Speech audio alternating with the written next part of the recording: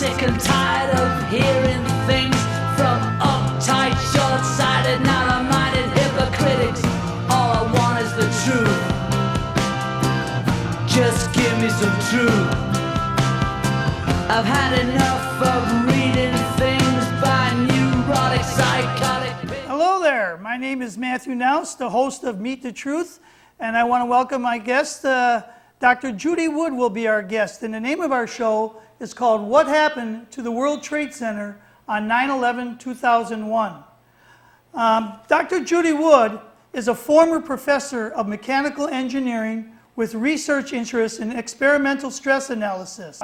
We have Dr. Judy Wood via Skype on the internet, and she's going to be speaking in a minute here. Okay, welcome, Dr. Judy Wood. Are you there? Hello. Yes, hello. Hello. Yes, I'm in front of my computer now, so you're going to take over the show here. It's been great knowing you over the years, and I'm really a supporter of your research and your evidence. And I've heard many of your radio shows in the past, and many times people bring up theory, and I know that's not the word to bring up with you. It's your empirical evidence, and it's all in your book and on your website, drjudywood.com. So I'm basically going to let you take over the show here. Okay. Once upon a time, there were two towers, and then they went away. The question is, why did they go away? How did they go away? And if you notice on the left, that's building 3 in the foreground, the two towers behind it. And next, that yellow box represents, on the left, represents what is remaining on the right. Out of all the building, that's all that's left. Next, here's a reminder of what had been there. It's a close-up view. We're looking up. And a tremendous amount of building. Where did it all go? Next, we should be on slide 3. All right, everyone wants to know who did it. We want to know who did it. Everyone jumps to the conclusion of who did it, so we can, grab your pitchforks. Let's go get the boogeyman. It was bombs. It was thermite. It was all these things.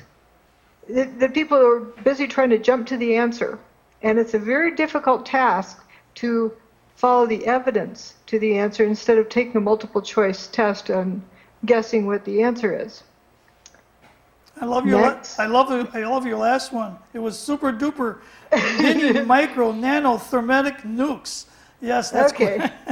All right, okay, go ahead. So we're on slide 3. Let's go to slide 4. We're there. Yeah, and we got a dead body. You see the feet there. And then we have a smoking gun. So we think we know what happened. But wait a minute, the dead body's under a garage door. So maybe they got squashed. There's a jar of poison there. You can't just jump to the answer based on one detail. You have to first figure out what happened. And the best way to drive that home, next, is the overpublicized case of Casey Anthony. Jennifer Ford, a juror, the next day after the verdict, explained that you can't, she's not saying she's innocent, but you can't say she's guilty. Guilty of what? What was the crime? They did not know how the child died. If you don't know what the crime is, how can you punish somebody for what was the crime now? So if we're going to, say Osama bin Laden did it, what's it? We first have to determine what it is before we can say who done it. So you first need to determine what happened, and that's something that the prosecution did not do in the Casey Anthony case. Next, we're in number 6. So first, what happened, then how it happened. And only then can we determine who is involved, and only then can we determine why they did it. But today we're only going to focus on what happened. Next. Here we have a picture of both Tower 2 on the left and Tower 1 on the right meeting their demise. And we're told that's a collapse. Does that look like collapse to you? Next. Well, it turns out the towers did not burn up, nor did they slam to the ground. They turned into dust in midair. That's the biggest thing to remember from today. Next, we should be going to number 9. We're there. If they had slammed to the ground, there would have been over 1 million tons of debris piled up in the ground. That didn't happen. Next, if they'd slammed to the ground, Manhattan would have been flooded because of the broken bathtub. Didn't happen. Next, if they'd slammed to the ground, the seismic recordings would have reflected 2.5 million ton building slamming to the ground and a 230,000 ton building slamming to the ground. None of that happened. Next, number 10. We're there. So we're going to look at what happened. And we're going to focus on the lack of debris, the fact the bathtub wasn't destroyed, and the seismic recordings and what they did or didn't show. Next. There's a whole host of other things that, extra on top of that. But to keep from being overwhelmed by those, focus on those first 3 things. Next, number 11. So here it is, a wonderful September morning, and you're getting ready to go to work. There's Tower 1 and Tower 2 and Building 3 down there. And you're going to go to work in Bankers Trust right there. And when you get inside, you look out your window. You're going to look down near the base of Tower 2 right across the street from you. And what do you see? What should you see?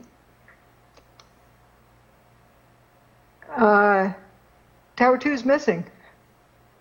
Here's this air-conditioned office, or it probably was an air-conditioned office at one time, earlier that morning. You look out and there's just nothing left. Essentially nothing left of Building 2. Next. So again, here's what was there that morning. Now we're going to look out the other direction. Next. We're going to look over towards Building 4. So here's what we see. There's Building 4, the stub of the north wing. The main body of Building 4 is gone. Just gone. Pretty amazing. Next. And so we should be zoomed out the overall picture. There we go. So that complex essentially went away. You see the brown building over on the left side of the 2 towers. That's a 47-story building, which is Building 7. Everything with the WTC prefix went away. Okay, next is slide 12. And we have what became of that. Just all missing. There's a few, chunks left, like mostly Building 5, but a lot of the rest of it's missing. Next. If we get down to ground level where that orange arrow is and look right at street level, we're going to look in the front door of Building 1, or what was Building 1. Next. And what we see is an ambulance that was parked right in front of the front door or in front of Building 1. And there's all that's left is the north and south walls. Going to slide 14 next. The day after 9/11. Stephanopoulos is down in Lower Manhattan today, George. A little earlier, Stephanopoulos is down in Lower Manhattan today, George. I assume you have the audio. We do. Raised this question, which was actually raised by ABC's Jackie Judd, as we look at these areas down below, and the video where the towers used to stand, and where is all the rubble gone? And have you been able to? Is there any way you can answer that question? I'm sorry, Peter, I didn't get the question. Okay, I apologize. Jackie Judd and several other people keep asking us, when you look at where the towers used to stand, there is surprisingly so little rubble. Where did all the rubble go? It's a very good question, Peter, and I have asked some people who've been doing some of the rescue and recovery work this morning. If you look behind me, you can see the very remains, the skeletal remains of the World Trade Center. And one volunteer, Robert Gerlinski, explained to me the reason there's so little rubble is that all of it simply fell down into the ground and was pulverized, It's very close. evaporated. I'll let you know. It just finished. All right, so it evaporated.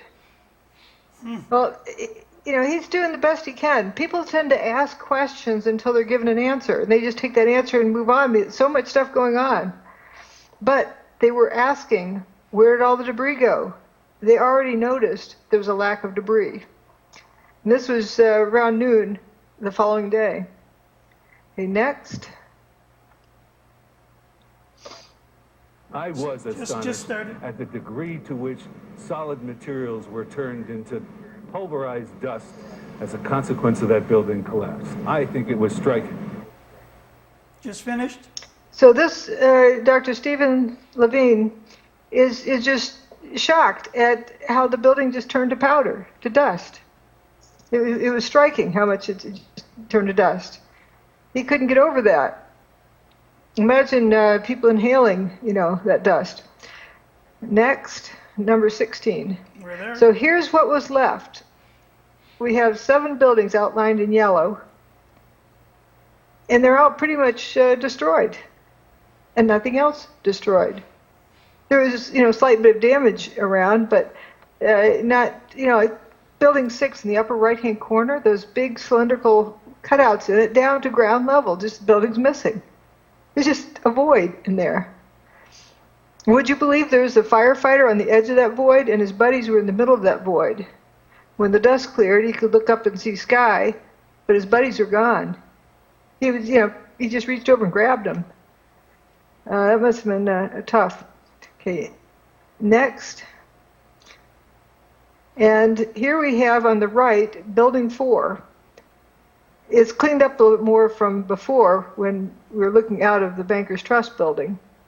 And you can see it, helicopter view on the left picture, where you're looking in. It's just the main body of building 4 is missing.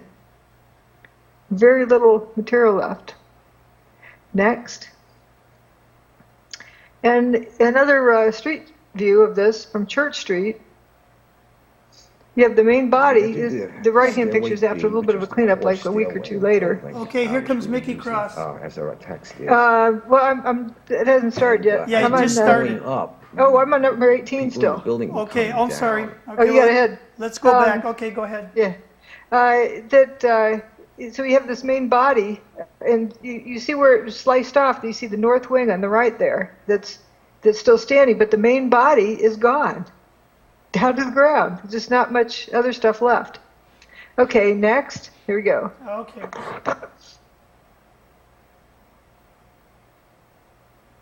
Mickey Cross is in Tower 1. The stairway. That's Tower 2 on the left. Or stairway in the building. Okay, here's the video. We're using as our text is.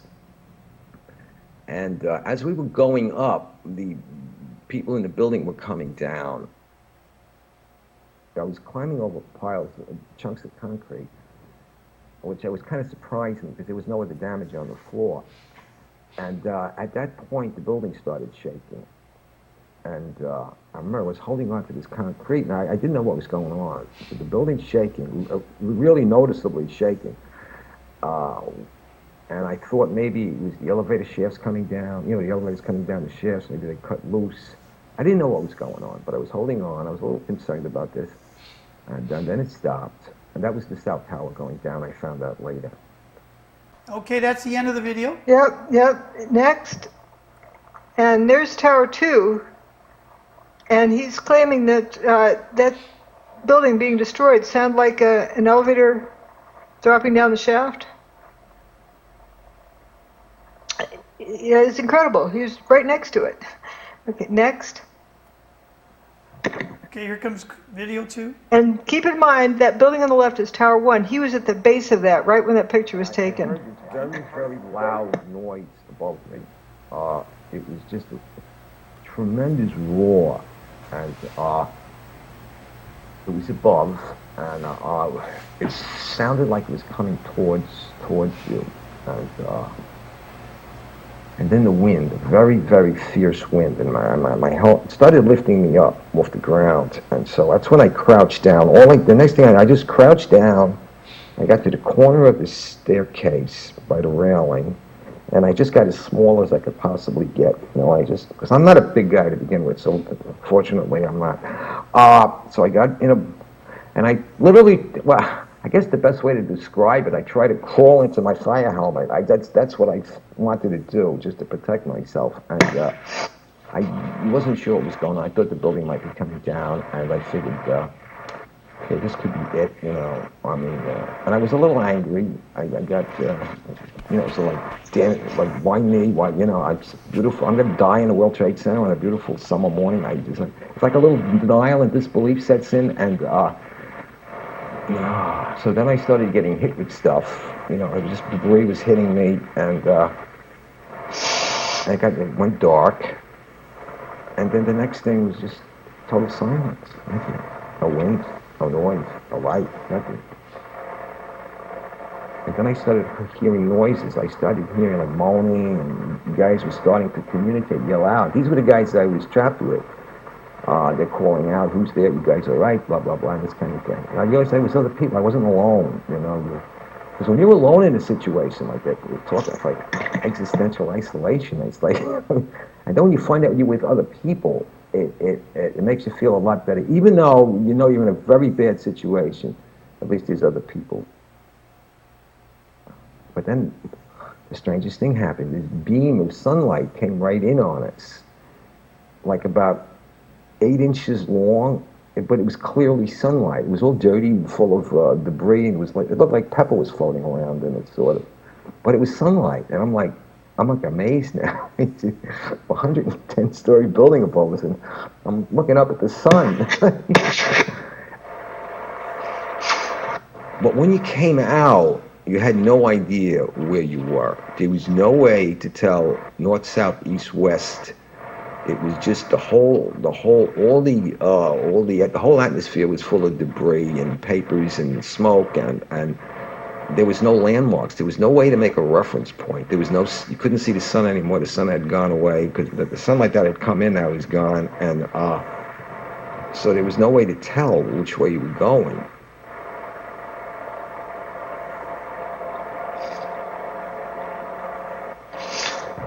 Isn't that amazing? Yeah, that was an amazing story by him. He looked up and saw blue sky. Yeah. And he was in the second floor of the stairwell B, in the middle of that dust fountain that we see on slide 20. How do you Next. What? How do you live through that? That's amazing. Yeah, you have this, 108 stories above you fall on you. No, it didn't fall on him. That's what the official story said. And notice he said that at the beginning he felt like something was lifting him up, picking him up, and it pulled his helmet up, and he had to grab his helmet back, put it back on. Now, that comes in later on. It's an interesting detail that he had noticed. Okay, we're going to go to the next slide, to 21. All right, and here we have what remained. This is an elevation map of what remained. And Jay Jonas, another one of the firefighters trapped in stairwell B, said, I looked up and said, guys, there used to be 106 floors above us, and now I'm seeing sunshine. There's nothing above us. That big building doesn't exist. These are the biggest office buildings in the world, and I didn't see one desk, one chair, one phone, nothing. Amazing. And the arrow shows that little hump down there. That's where they were, 14 people. Wow. Next. And now that other arrow shows where there was a group, I think it was 14 people who survived in building 3. Building 2. Building 3. Oh, building 3, okay. Yeah, it's that little bent building that's 20 stories tall. All right. And in the on the left hand, on the south end of it, they climbed down from above, and they got down to about the second floor when, everything came apart. And when all the dust settled and all they found they could walk out. Yeah, the people in stairwell B, all 14 of them, got out under their own steam. They walked out. Okay, we're at 21. We're going to go to 22. First, next, and you get that circle. We got the little circle. Yeah, showing the voids in building 6, and then there we see the missing part of building 4. Right. That's a significant issue there. What happened to it? Okay, next. Time a floor hit another floor, it would not only make a noise, but it would cause tremendous vibration. So we're being bounced up and down off the floor, hearing this collapse coming closer and closer. Mickey Cross was caught on the second floor. My helmet started flying off my head. I had forgotten to snap my helmet. So I grabbed my helmet. I guess instinctually I just pulled myself down the corner. The collapse of the North Tower created a massive rush of air. I was blown down 6 stories down to the first floor, and all I can remember while I was being blown down was, oh my God, oh my God, oh my God. There wasn't any time to think about anything. The 110-story tower disintegrated in just 10 seconds. It was that fast, yet for me it was kind of slow motion too at the same time.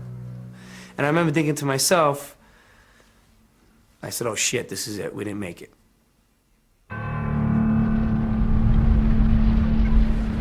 Faced with what seemed like certain death, the trapped firemen thought their last thoughts and prepared to die. In those 10 seconds, I was like, well, I'm 33. What have I done with my life? Worked almost all the time. My wife is gonna, be a widow now. And I pretty much saw myself. Pretty much saw my funeral. I saw everybody at the wake at my funeral, and my parents and family there. You think about everything, I guess, that you haven't done in your life. And you realize that, is this it? Are you gonna make it out of here? And I was just too young, and I have too much more to do with my life than for this to be it. I thought I was gonna be dead in a few seconds. And I remember feeling, I hope this is fast. Because I had a fear of being trapped, like say with a broken back or severely injured, and still being conscious and alive. It was strange, but I was at peace when the collapse actually started. I said, all right, whatever's gonna happen now is gonna happen. And I hope it doesn't hurt too much, but the fear was gone. The collapse of the North Tower killed over 1,300 people trapped inside the building. But some of the concrete walls encasing Stairway B had remained intact, and enclosed within them, 14 people were still alive. As they opened their eyes, it seemed as if a miracle had happened. I could hear Mike. I could hear him groaning. I could hear him called out to me. I called out to him. So I knew he was alive. From the neck up, I seemed okay, but everything else was just like pins and needles. I mean, I was slapping my leg with my arm. I'm watching my arm hit my leg, but I can't feel it. I had my flashlight on my side, and I looked at my hands and looked at myself to see if I was bleeding or anything anywhere. When he heard noises around him, Captain J. Jonas realized he too had somehow survived the disaster. I wanted to know who was still alive.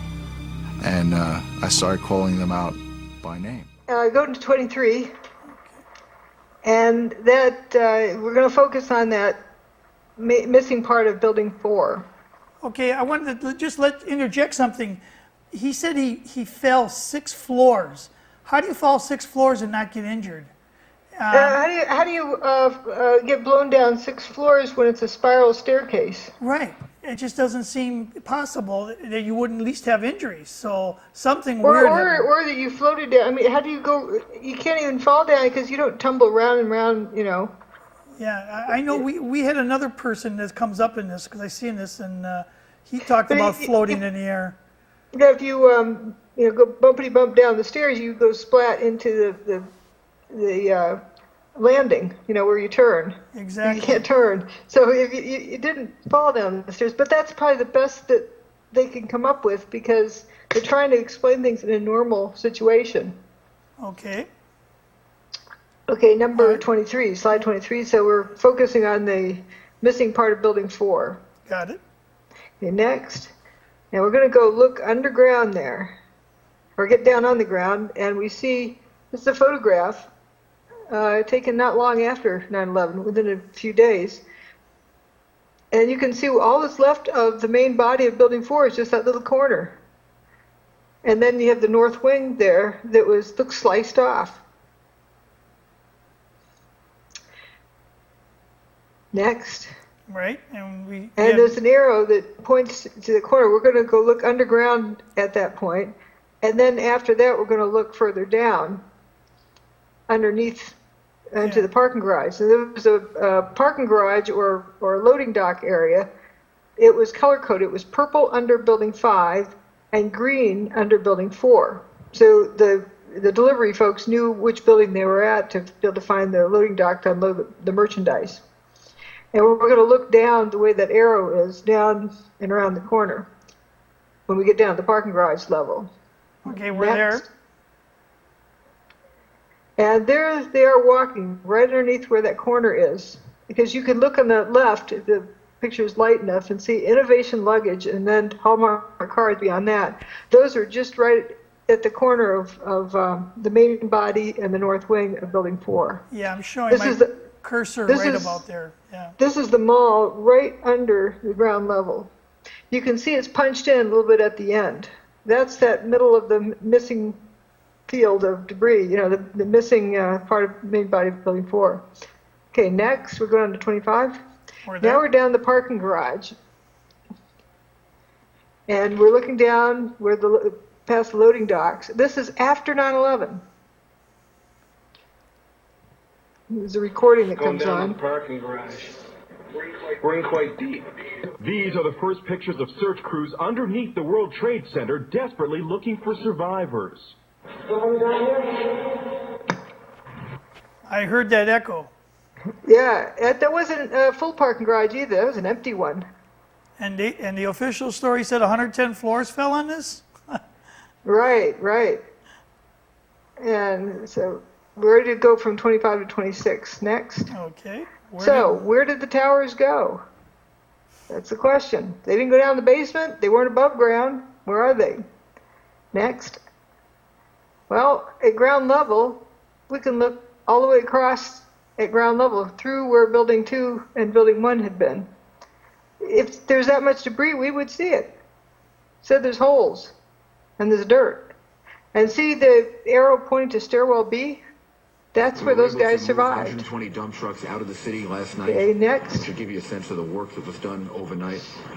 There's a little video going here. There's audio. And it'll be done by barge all throughout the day today. Okay, now we're on 28. That's Rudy Giuliani talking about the dirt trucks coming and going overnight. 120 dirt trucks. Wow, why did they need dirt trucks? Right, and you notice all that dirt on the ground. Interesting. Just looking at the evidence here. That's right. Okay, here we see the ambulance. We're this picture. Hit next. And we get James McGlynn's statement. You know, when they're waiting to get rescued, we kept telling them we're in stairwell B. I remember everyone had the same exasperation I did. We must have told them 100 times. B stairwell on the second floor, third floor, fourth floor of the North Tower. I mean, B stairwell, second, third, fourth floor, North Tower, B stairwell, North Tower. Where are you? North Tower. B. Yeah. You could hear they didn't understand where we were. I keep going, my God, aren't you listening? And then they said, where's the North Tower? I was like, what do you mean, where's the North Tower? They were flabbergasted. Yep. Okay, next. And there's B stairwell. You see the yellow arrow. We're still on that same slide with the ambulance picture? Right. Okay. Next. Here it is. Hundreds more firemen were now arriving at the disaster area, but Captain J. Jonas's Mayday messages were still not getting through. Trapped down in the remains of Stairway B, there was nothing else Jay could do. We realize we can't get ourselves out. And that's a big mental leap for a fireman to take, because we're so used to being the people who are going in to rescue someone. Now, the roles are reversed and you realize you're helpless yourself. But with the survivors buried alive beneath a debris field that extended over 16 acres, it seemed they would need another miracle to save them.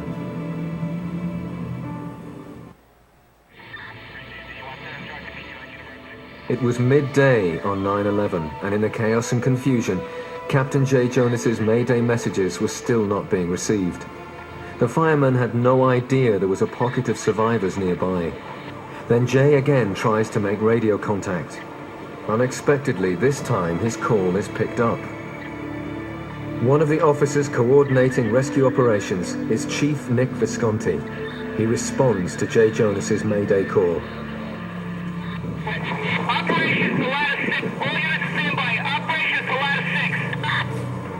I got a radio transmission from Nick Visconti. I heard Operations Post to Ladder 6. Operations Post to Ladder 6. This is Jay, where are you? Okay, 10-4. North Tower, stairwell B as in boy on the second floor. But the location Jay gave was unbelievable to them. The North Tower no longer existed. They asked for his location again. He asked me that a couple times, and one time he asked me that. Somebody else got on the radio and said, "Where's the North Tower?" I remember somebody saying that, "Where's the North Tower?" on the radio. And I said, "Oh shit." I says, it's not good. You got it? I got it. All right. All right, we're going to 30 now. Okay. And again, there's building 1 on the right, and in the middle of that void there is where the stairwell was on the right. And then to the left of it, in sort of the center of the picture, is that building 6 with a big hole in the middle. Building 7 is to the left of that, and you see bare sidewalks. This building 7 didn't even completely spill across the street into the post office. But the most striking thing I see in this picture is WFC2. That's the World Financial Center, that big dome without a scratch on it that we could see. You have a 110-story building across the street, quote, collapse, and you don't have any junk landing on top of it? Pretty strange. Okay, next, we're on 31. Now, another view of the remains of Tower 1. You see the bathtub wall, light there, and we're outside of the bathtub wall, and the Tower 1 is inside the bathtub wall. Next. If the building had collapsed, we would have had a huge amount of debris piled up there. It clearly didn't happen. 32, the bathtub. What is the bathtub? Next, on 33, if the bathtub had been damaged, had been ruptured, it would have flooded Manhattan. It turns out the towers were built in the Hudson River on bedrock 70 feet below the water table. As you can see in the picture on the left, that's looking right across the water into the first floor. So it had 7 stories below ground that were definitely below the water table. There was sort of a dike built out around the towers to keep the water out. They called it the bathtub. And later, they built the World Financial Center in front of where you see those buildings on the left-hand picture. But on the right-hand picture, you can see the red bathtub walls, and then you have the rail lines that go under the Hudson that rest on the base of the bathtub. If that bathtub had been ruptured, that'd be like a drain filling up the rail lines.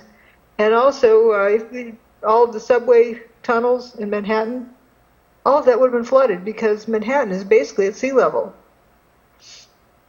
Didn't happen. Next. Now here it is under construction. You can see on the bottom left-hand corner of the picture, the Hudson River. That was before they built the World Financial Center there. And West Street was an elevated road above the water table. And the bathtub wall that you see on the other side of the towers under construction was about where the old shoreline used to be. And you can see the old PATH train, PATH in. And they moved the tunnel further forward. But you can see that's built well below the water table on bedrock. Next. And here's a map of the area. You can see where the old shoreline was, and then I show the water to the left of that where the red bathtub holds out the Hudson. and they rewired the PATH train tunnel tracks to go inside that red bathtub. They moved it from the old Hudson terminal over to where the new towers were in 1971. So this was, definitely below the water table. And look how close buildings 1, 6, and 3 are to the deep end of the bathtub. Next. Another picture, this is slide 36. We're looking also at the construction. And there's the Hudson River. They're starting to do the infill out there for building the World Financial Center. But you can see definitely that the basement is well below the water table. And there's the subway lines, too. Next. Slide 37. Another view of it, you can see in the left-hand picture that yellow dashed line that shows where approximately the old shoreline was. And so the towers were out in the Hudson, but with the bathtub built around it. Next. And slide 38 shows the cleaned out bathtub after 9/11, after the debris was all cleaned out. And some of the parking levels are still shown on the right. We did look, obviously we've looked The at all of the bathtub seismic wasn't signals. ruptured. The Shyam main Sunder focus of that speaking. was to establish the timing of the various events, and if any, again, using it also to see if there were any events that we could not explain other than it being the collapse of the towers and the World Trade Center 7. The signal strength due to the collapse of the towers were not of any magnitude that was seismically significant from an earthquake design standpoint, or from the design or failure of a structural component, or of, I would say, a piping system that might be used in a structure. So there wasn't anything that gave us pause in terms of that being a significant seismic event. So on slide 39, isn't that shocking? This was a meeting discussing what happened to Building 7. And they were saying that the pipelines that went through the World Trade Center under, Tower 1 and 2 over to Building 7 weren't ruptured. There was, nothing of any seismic significance. They could have ruptured the pipelines. What? With 110 stories times 2 landing on it, according to the official story. And here on slide 39, you can see a sort of a smoothed out area of concrete in the middle, underneath the water puddle. Yeah. That's the base of Tower 1, the former Tower 1. And you can see it was right next to that bathtub wall, and that's the original bathtub wall. Wow. Not ruptured. Nope. And the parking garage under Building 6 is still there. You can see the color coding for floor level, the yellow and the pink and the blue levels. It's amazing. Still there. They did have some water down in the PATH train tunnel. PATH train is Port Authority Trans-Hudson, is what it stands for. It's a subway that goes under the Hudson River over to New Jersey. They had water in it, and they were worried that it may have, been damaged. But it turns out with, the open basement with rainwater and fire hose and so forth, the water had drained somewhere. And once they pumped out the water from the PATH train tunnel, it stayed dry. It was just, the water just drained down in there. It wasn't a leak at all. It wasn't damaged. And that was built in the early 1900s. Must have built stuff better back then. Okay, we're on slide 40, and we have about 5 minutes until we have a tape. Go ahead. Seismic impact. All right, now we're on 41. If you drop a bowling ball off the roof of Tower 1, and the horizontal scale is the timing, it takes about a little over 9 seconds. Okay, next. But if you hollow out, let's say 9 out of every 10 stories is missing, it's damaged. And so the 110th floor falls to the 100th floor to trigger that one to fall to the 90th floor, and so forth. You have this leapfrog effect. Next. But if you drop the 100th floor and the 110th floor at the exact same time, you can get them on the ground in under 9.5 seconds. Next. But the 100th floor can't move until the 110th floor gets there to trigger it, if you have a progressive collapse. And that is what causes it, just 9 out of every 10 stories missing would give you 31 seconds for collapse time. Just amazing that they gave us the story they did. When you Yep. look at, Next, and that shows that 9.22 seconds is the time it takes for just the roof without any resistance, without any air resistance too, to hit the ground. Next, we're on slide 42. Got it. But the ground only shook for 8 seconds. Get that. It takes 9.5 seconds to drop a bowling ball off the roof. Wow. So if you're having this boom, boom, boom, boom, boom down, that should be like a jackhammer going boom, boom, boom, boom on the bedrock. Mm-hmm. But the bedrock only shook for 8 seconds. Next. So let's consider this timing issue again. On slide 43. Yep. Next. 9.22 seconds is as fast as it can get on the ground. If we want to get everything on the ground in 9.22 seconds, next. You see how the red one, if it has to wait until the blue one triggers it, it's going to get there later. So it has to get a head start. Next. So we have to somehow trigger the 100th floor to start moving before the 110th floor even gets there to trigger it. Next. So it turns out that it needs like a 2.4 second head start, and so forth. So what this says is in order to get everything on the ground in 9.2 seconds, the floors below have to start moving first before the upper floors get to them. The whole building has to give way, in other words, independently of a progressive collapse. Next. So the seismic recordings would have reflected 2 500,000-ton buildings slamming to the ground and a 230,000-ton building slamming to the ground. Didn't happen. Next. And Michael Ober, one of the emergency medical folks, said, I didn't remember the sound of a building hitting the ground. Someone told me that it was measured on the Richter scale. I don't know how true that is. The building's hitting the ground that hard. How do I not remember the sound of it? Next. For slide 46. This part of the building doesn't make a thud when it landed. Next. Now, the earthquake comparison is quite interesting. This is an earthquake on the same bedrock earlier that year, in January of 2001.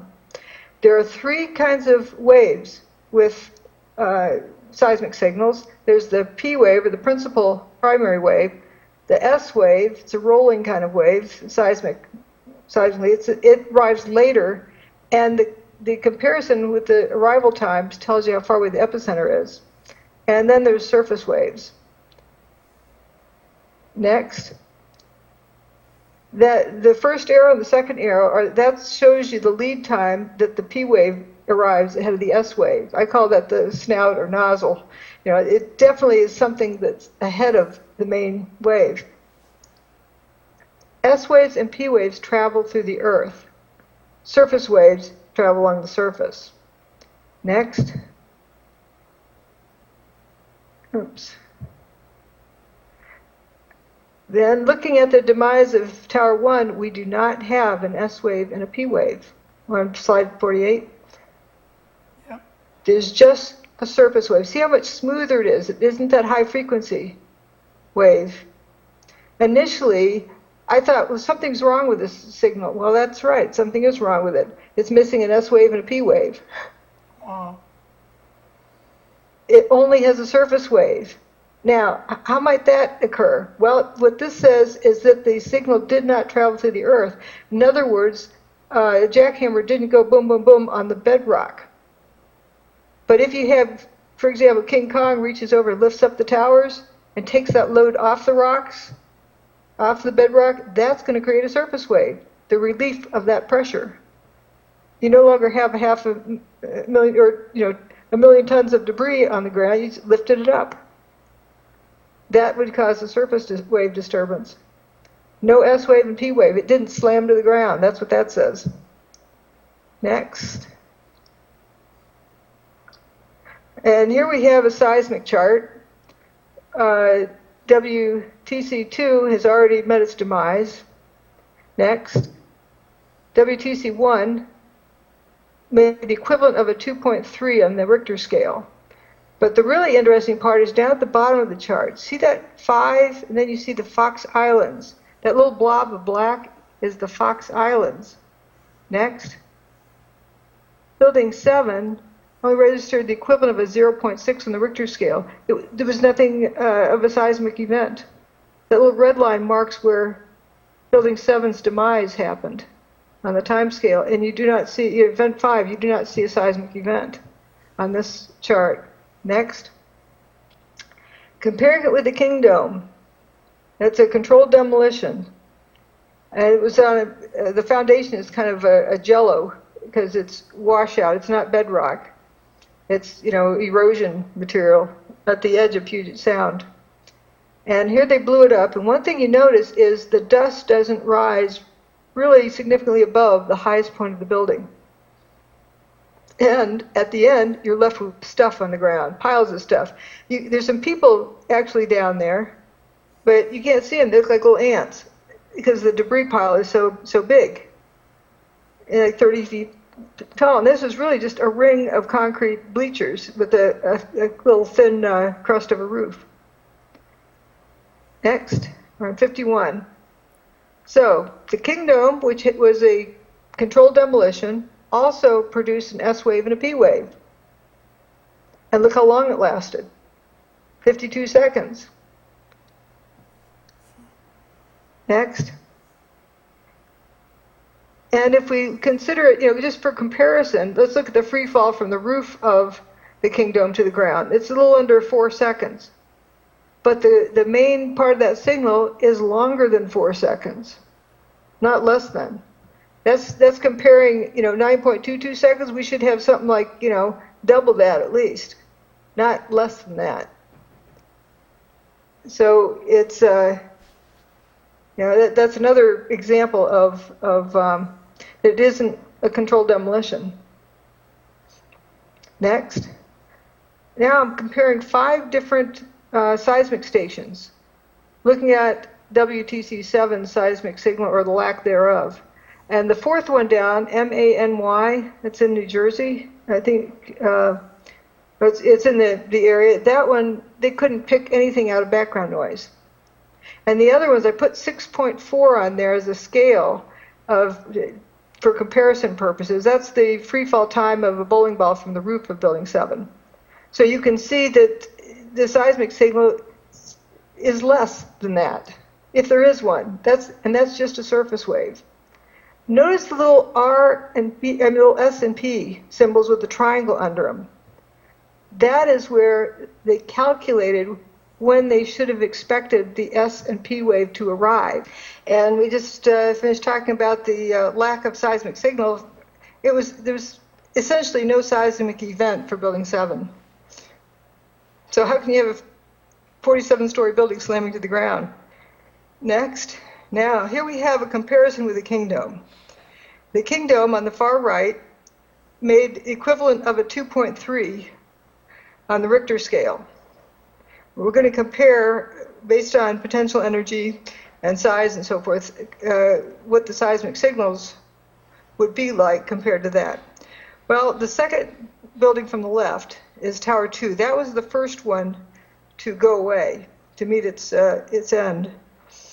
And if we, next, if we turn all of it to dust above the 16th floor and are only left with a 16-story building and drop that 16-story building to the ground, it would make the seismic equivalent of what was measured, the 2.1 on the Richter scale.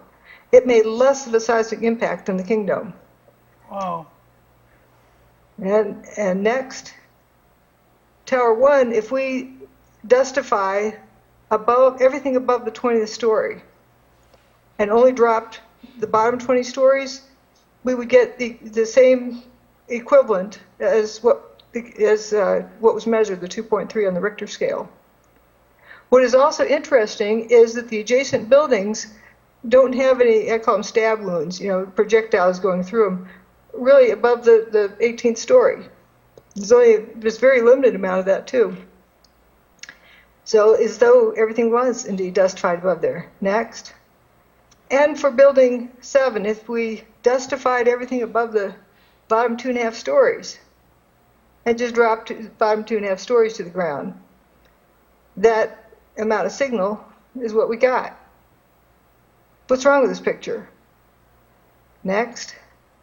Dustification. Now we're going to go to slide 55. Next. There. If we get a progressive collapse going in building 1, and the whole thing pancakes down, and the amount of time for free fall of the roof to the ground, in other words, 9.22 seconds, think of all the stuff inside that needs to squirt out of the way. Let's say the inside of the building just turns to dust. The Coke can on the windowsill, to the desk, to the refrigerator, everything just turns to dust and has to squirt out the windows. At that rate. Well, it turns out if that roof line is descending at free fall speed, the average speed air must exit exceeds Mach 1 about halfway down. And the air from the center squirting out has to reach about Mach 2.5 by the time it gets to the ground. So if near the ground you have stuff squirting out the windows at greater than Mach 1, all the adjacent buildings should look like they've been machine gun fired. Imagine the Coke can sitting in the window would become a projectile. In regular controlled demolitions, they remove everything that's not nailed down and everything that they can that is nailed down. They remove walls and supports and just leave just the bare bones left, because anything loose becomes a projectile and would decapitate people and damage adjacent buildings. Next. Another interesting thing is we have these 3 pictures. This is Tower 2. Get that tipping top. And notice it hinges from the same place, and that hinge point stays the same until that top part in figure A, B, and C shrinks up before the rest of it goes down. Not only that, look at the angle between the first and second image. It almost looks like it's lessened, so it tips over and sort of looks like it tips back. And people who watch the videos of that say, it's violating the laws of conservation of angular momentum. No, there's an explanation for that. As a rigid body, it looks like it violates it, but what this says is it is no longer a rigid body. If each of the little dust specks continues to rotate, it's not violating the laws of conservation of angular momentum. So that is a very likely explanation of what's going on between those 2 images. Why it looks like it tips back, it's because all of the inner pieces are rotating, not the whole thing as a rigid body. It's no longer a rigid body. So it turned to dust before it hit the ground. Wow. Next, we're on 57. It raised another interesting issue. In figure A, you have the same stress pretty much uniformly across on that hinge point. In image B, when it's tipped, you have more stress on the corner of the tip and less stress on the back. So if there's less stress on the back, why is it going to fail if you've taken the load off of it? The thing cannot go straight down. So it's not just angular momentum, it's, what is it resting on? You have, more reason to fail it on the left side and more reason to have it continue over. And if that thing continued over, it would have landed on the main body of building 4. As we saw, there was nothing much left there. Next, we're on 58. But look at this dust trailing off of the steel structures. A photographer referred to these as wheat checks, and I thought that was a good term. It looks like the British call it shreddies. But the prefab units that the outer walls are made out of, there are 3 stories tall by 3 columns wide, and they brought them in, trucks prefabricated, and then put them together. And you can see those outer, like wheat checks, falling. Why is it trailing all this dust? Is that a dirty windowsill? With that picture on the right, where is that coming from? Is it, jet skis, exhaust? It's a tremendous amount of dust. It looks like an Alka-Seltzer tablet. Now think about it. An Alka-Seltzer tablet, when it's dry, it's a rigid object. But then when you change its environment and drop it in a glass of water, it effervesces and dissolves. Well, this steel is rigid until you change its environment. Whatever changed in its environment caused it to effervesce and dissolve. The pieces that we see throughout the dust cloud that are above that, did they ever identify those as beams or maybe the aluminum cladding? They seem to be aluminum cladding. We'll look at the ground and see what's left at the end. Those ones that aren't trailing dust appear to be aluminum cladding, individual pieces. Okay. But there's definitely a different thing happening between, the things trailing dust. I mean, that's a pretty opaque trail. Yeah. To the point that, nothing much is left at the end. Okay, next. We're going to watch a video here. Now, what I want you to watch carefully is, this is in slow motion. See that white corner, the vertical line? That's the northwest corner of Tower 1. You can see that vertical line.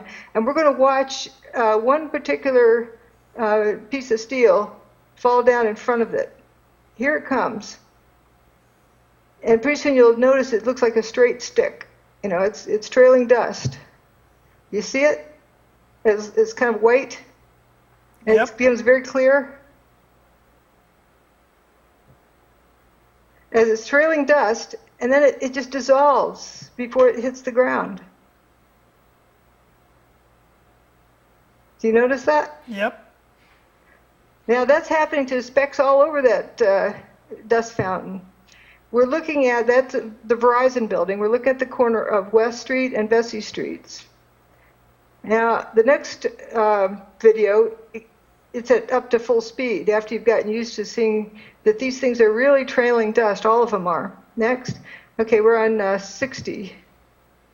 And you can see it at full speed. You can see this chunk fly down and just dissolves before it hits.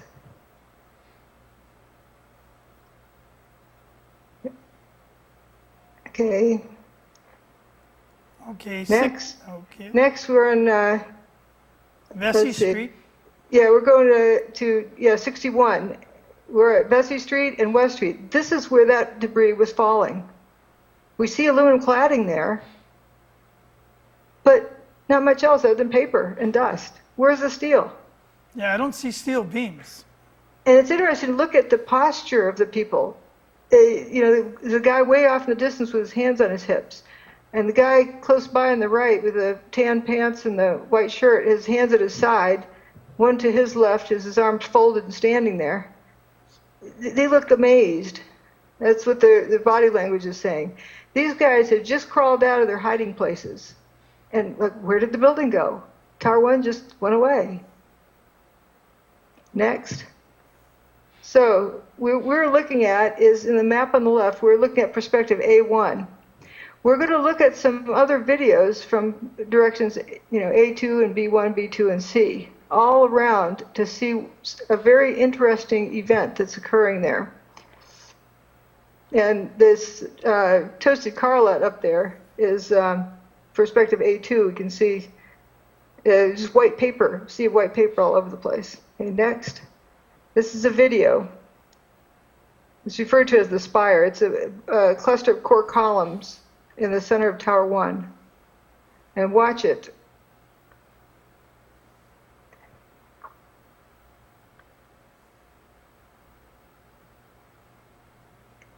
It just kind of gets weak and faints and puffs away. Now, my detractors like to say the dust settled on it, was just shaking the dust loose. Well, how'd the dust settle on it? Okay, next. Here's a picture, slide 64. We're looking across the Hudson, and you see that cluster of core columns referred to as the spire. That cluster's sticking out. I mean, that one spire is sticking way up there. That's like the 70th floor, over 700 feet from the ground. It doesn't have any horizontal surfaces, so where's the dust going to settle on? There's no dust pouring off it. Next.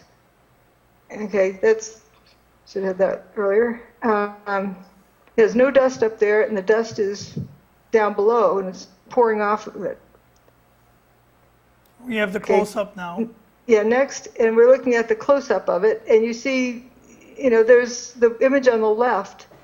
It's very crisp boundaries between the solid object and, the rest of the world. And the one on the right, it's now got dust coming out of it. How does that happen? Next, and even the closer view yet. Okay, then we zoom out of this next. And then next. Okay, we're back to the looking across the Hudson. We're going to go from 64 to slide 65. And watch this banana peel one. It looks like the structure is peeling away from this core column. So if it's peeled away from it, and you don't see dust between the dust cloud and the vertical column that remains, how's dust settling on it? Next, we're on slide 66. Right. And you can see a bunch of the sequence across the top, but also look across the bottom. The same thing, that first image in the bottom row, you have a crisp, clear, vertical column. And then the third image over, you can see dust coming off of it. How does that dust settle on it? If the dust is hanging in the air on the third picture, it's so fine it hangs in the air, how did it settle on it to begin with? You can't have it both ways. If it's so fine that it hangs in the air, it wouldn't have settled on it. Next. And this sequence really clearly shows it in the bottom row. We'll see a moving set after this. Okay, next. Again, another image. Those two bottom pictures, you see the one on the right is clearly got dust coming out of it. It turns fuzzy from rigid, crisp edges to fuzzy. Next. Oops. I think I went too fast. Okay, now it's. Okay, I'm on 69. Okay, yeah, we're there. It's showing from a the group of pictures. Yep, 69. You can see those. There's a point where the crisp edges no longer are crisp edges. It goes from being dense, dark, to not being there, to just being hazy clouds you can see through. Again, if the dust was so fine that it hangs in the air, it doesn't matter if the thing fell or not. Where does this dust come from? But the other thing with if it fell, it would take out several city blocks. Okay, number 70, lather. Number 71. Next, we have this lather pouring out of the building. The picture on the right we've seen before. I refer to that as analogous to Alka-Seltzer. Well, look at the picture on the left. It's coming out of the building while the building's still standing. That's a lot of material coming out of that building. Next, we're on slide 72. This is building 7. We're looking at the north face, and you see around floor 14, you got busted open windows. If you got a log jam at the end or traffic jam with if it's indeed smoke, why isn't it coming out those windows? You'd think it'd find the path of least resistance is, no waiting there. But instead it's coming out of 100% left of the left face, except for that down by floor 9. From the ground to the roof, one side and one side only. Now, when we watch the video, watch how it moves. Next. No. Go low to the corner. It's coming out with sort of a spiral to it. It's not just wafting out and drifting up. Okay. One more time. Again. No. Okay, and then the video plays the second time. So it's just kind of wafting out of those higher up windows. But it's on a mission going out there, and it's kind of spiraling around. Okay, we finished slide 72. Next, we're on slide 73, dust rollout. Slide 74. is this big flat wall of dust chasing this guy down the street. That's not just something hitting the ground and turning to dust once it hits the ground. If something collapses, it doesn't make much dust until it crashes to the ground. And what this reminds me of, this flat wall of dust, imagine if you had sideboards around the towers and you ground up everything inside and fluffed it all up into dust and then suddenly removed those sideboards and let it all pour out. That's what it kind of looks like. Next. And the dust wasn't hot. It ran over the people and kept going, and it didn't leave them cooked. You see the guy in figure A, behind his neck, I like that crisp boundary, and the guy in the far right in figure C, you see where his tie had been. There's these crisp boundaries. So they just crouched down while the dust went by. Next. We're looking at where Bob and Bree lived. Thank goodness for them. They had the wherewithal to videotape this out their window. And this dust cloud rolled out almost to their window and then rose up, and it never touched their window. Notice how it rolled out to a specific distance and then went up. Next, we're going to watch a fast forward version of their video just so you can know what's coming. You see the dust rolls out coming towards their window, and then it just starts rising up like yeast bread. Okay, next. And on the left, you can see it coming. On the right, it never touches their window. It's amazing. So we're on 78. We're going to click again, next. And we're going to watch the real-time video.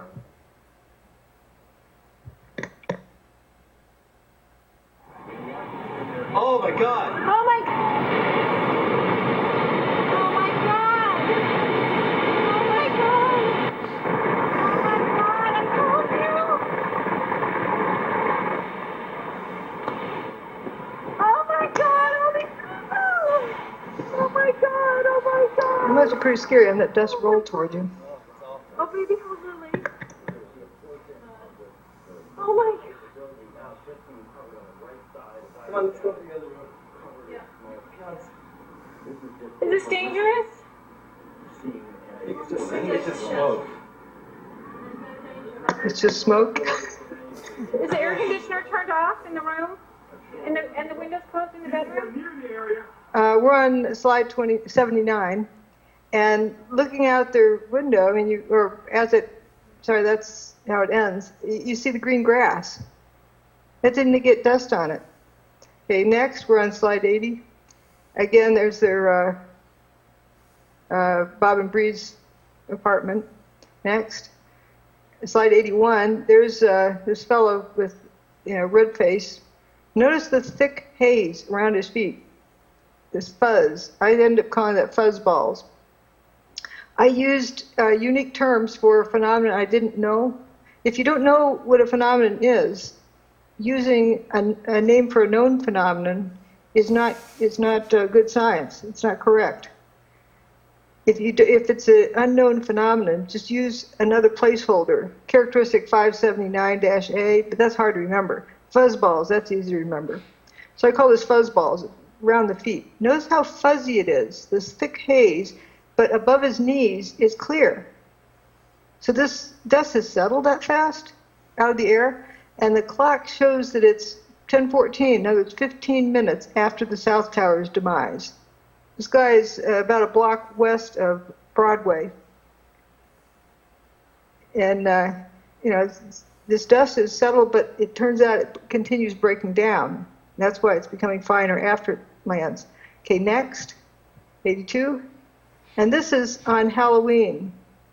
That's October 31st, 2001. They continue wetting it down. You see the mist in the upper right-hand corner. They're misting the site. And you have wet dirt, and you see the wet tire tracks. But what is this fuzz coming up from the dirt? That's not fire. That's not smoke. Something else is going on there. It's like some chemical fumes. I just call it fumes, generic fumes, because you don't know if it's from fire or chemicals or what it's from, or dust. But there's something that's oozing up there.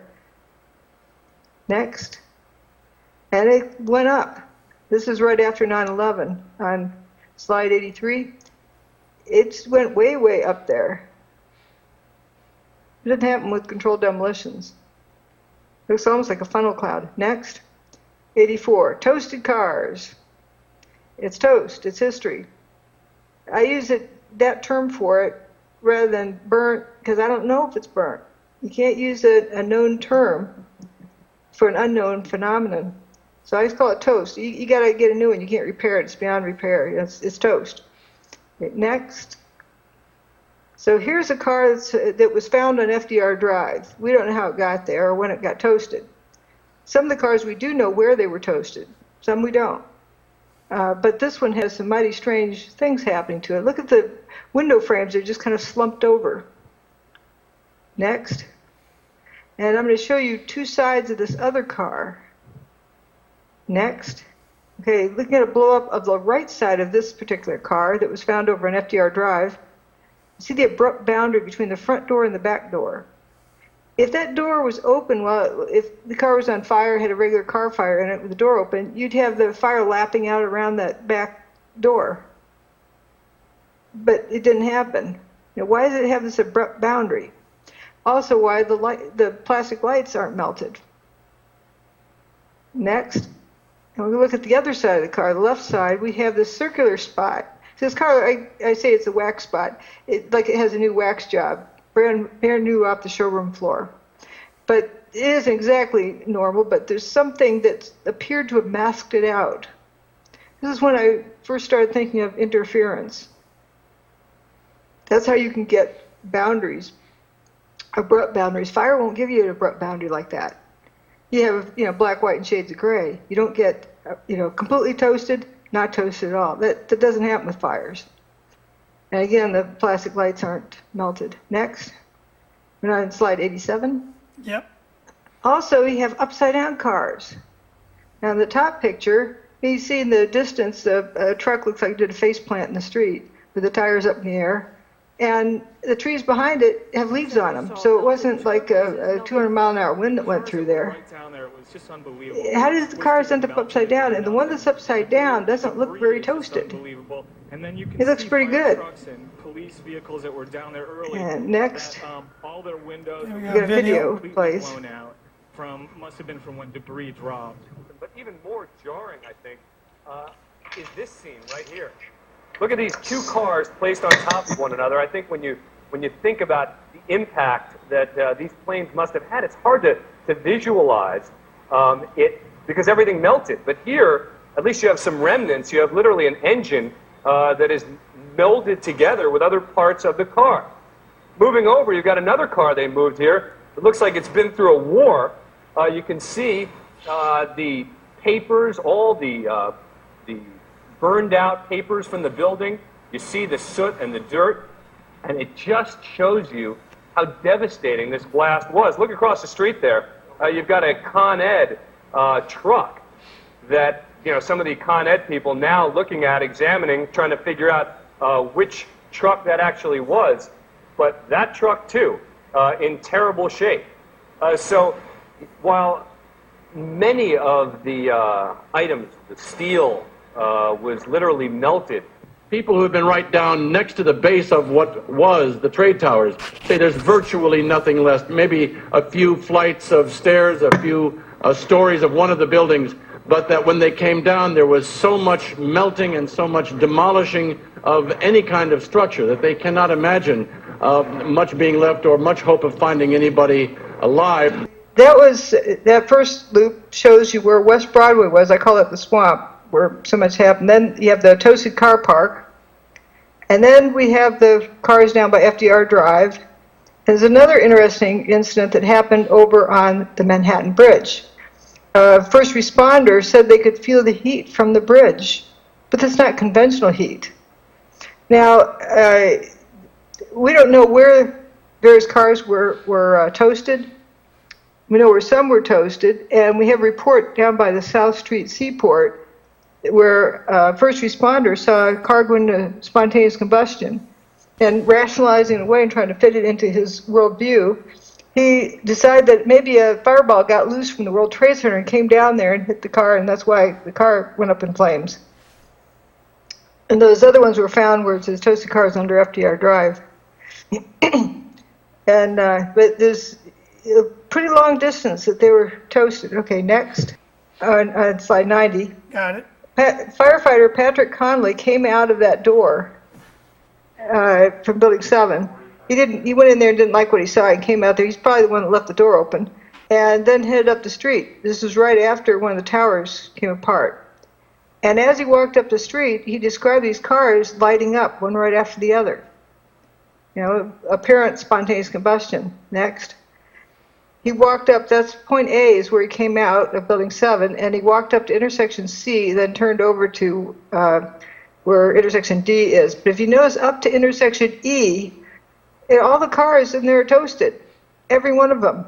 Now, folks would say that, you know, maybe it was flaming debris that fell down there, down in that canyon, and nothing hit any of the roofs. You don't have debris on the roofs, just dust. So, and it fell down the canyon, it only hit cars, it didn't hit trees or anything else. That's pretty weird. Okay, next. So there's West Broadway. That's where we had, that's that canyon, and then there's the toasted car part. We're going to look at West Broadway some more. Next.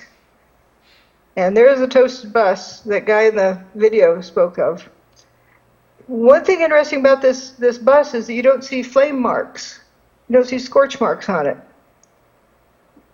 And then also, you notice that Building 7 down there on the right is still intact. Now, something else on the right-hand side, next, there's a car with rust on it already. Didn't have time really to rust. Something happened to it to cause it to easily rust. Next.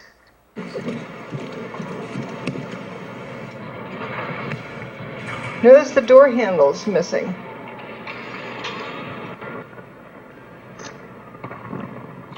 And engine covers. This is just a mild fire. Go. 3, 2. Oh, man. But more debris falling from a nearby building, the World Trade Center. We're at West Broadway and Barclay. Very difficult to breathe here, but look around. This must have been ground zero where this thing blew up. Car after car after car. Notice no scraps of window glass left. Obliterated and burned straight down to the steel. Behind me. Okay, that was the end. Okay, next. We're back to the top view, that sky shot looking up West Broadway. There's car after car after car from A to E. Next. And here's some more views from that road. The top left picture looks like there's human body parts on the ground there, but this slumped over mail truck.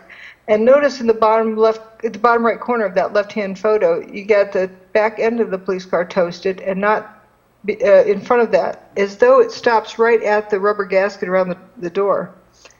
And then on the right-hand top picture, picture B, notice the minivan just stopped in the middle of the street. And on the bottom left, abrupt lines between the toasted part and the not toasted part. And the bottom right, you know, again, the engine cover gone. Okay, next. And this is an intersection that Patrick Conley went through, and he probably saw these cars being toasted. He described cars lighting up there. And I talked about the glowing Cheetos. You're not going to mistake that with food, but it's a way of marking that particular phenomenon.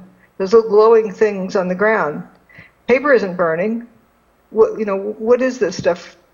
And also notice the bottom right-hand picture. The contrast is turned up so you can notice the side fire on that van. And that's the same picture on the bottom left side. The fire is just on the side of the van. Who knows why? Next. And here we have some firefighters in the right. And watch them come through here like, ho hum, doo-doo-doo. Like they're going to a lunch break. They're not concerned about the vehicles, exploding around them. It's almost like a normal situation. It's pretty strange. And the paper on the picture on the left, paper isn't burning. Next. Now, a lot of detractors say that, well, that's just normal car fires. Now, there's a difference. Those pictures in the top and the one on the right and the bottom, and notice that there's markings on the side. Whereas the cars at the WTC that were toasted are more of a smooth coloring, like they're sandblasted, ready for a new paint job. They're kind of like modelly looking. And the regular burnt cars have remnants of glass left, where the toasted cars do not. Next. Again, some more interesting phenomena, like the top left picture, you see the stuffing from the seats, it's half burned, half melted, and, you know, dashboard stuffing left. In the top right picture, you see the black, you know, burnt areas. And you don't see anything like that with the WTC images. You see things completely gone. And that picture in the bottom left is from that car that had the two-tone, you know, front door was toasted, the back door, new wax job, with the lights on the top not being melted. So how do you have this horrendous fire inside the vehicle without melting the roof lights? Next. Okay, a lot of detractors talk about the towed cars. Well, if we're in number 101, we see the towers fuming away, and down in the foreground of the ground, you see a parking lot there in front of the Embassy Suites. Next. And we get a closer view, and in front of the Embassy Suites, you see the people evacuating. And notice if you went in that car lot there, you see a couple of people go into their cars. You see there's a black car parked in the driveway in the middle of the roadway there, and then a bunch of them against the fence. Those cars are about to meet their end. Next. And zooming back out, you see also that clump of mound of dirt in the middle with the shrubs on top of it. And you see that black car again. Next. 102. Now we see they're toasted in the same place, and we see the chunk of dirt missing out of that mound. So those are the same cars, and there's also images of them with what appears to be flames coming out of them in the same place. So if they're towed either while they were flaming or before they were flamed, but then right back to where they were beforehand. So it doesn't make sense. They're right where they were before they were toasted. Next. And again, the weird fires. We're on the before they got toasted picture again. Okay. Now I'm on weird fires. Okay. Next. And we have some aluminum cladding on the left. And you see some glowing stuff and some paper that isn't burning for some reason. On the right picture, we see an unmelted igloo cooler and a plastic trash can. And very whitish looking flame. Now, hot things glow, but not everything that glows is hot. Next. Here's the temperature chart. You see people talk often about this hot stuff on the left. And steel melts at 2750 Fahrenheit, then if it's glowing because it's hot, it's got to be hotter than 2750 degrees. All right. Next. But blood red is the temperature, is the color of aluminum when it melts. So aluminum is a puddle by the time it's cooked up to 2700 degrees because it melts at 660. So it melts and it's this blood red, but then as you keep heating it up to 2700, it turns white hot too. So if you have aluminum that is white hot because it's hot, it's got to be a puddle. You can't have white hot aluminum that's not a puddle. Next. We're still on 104, and you see the plastic trash cans. You see the aluminum cladding hanging over that, what appears to be white hot fire. Paper isn't burning. the aluminum cladding isn't melted, so can it be that hot? Next. One more look at, and also hydraulics wouldn't still work if it was hot. Next. Okay, I'm on slide 105. And we see the tip of that one piece of aluminum cladding. That aluminum cladding is not a puddle, it's solid. It looks like its end is glowing. There's a close-up view of it in the dashed box. If that's glowing, it isn't glowing because it's hot. It's glowing for a different reason. And the paper isn't burning. Also, the yellow-white glow is not a horizontal puddle.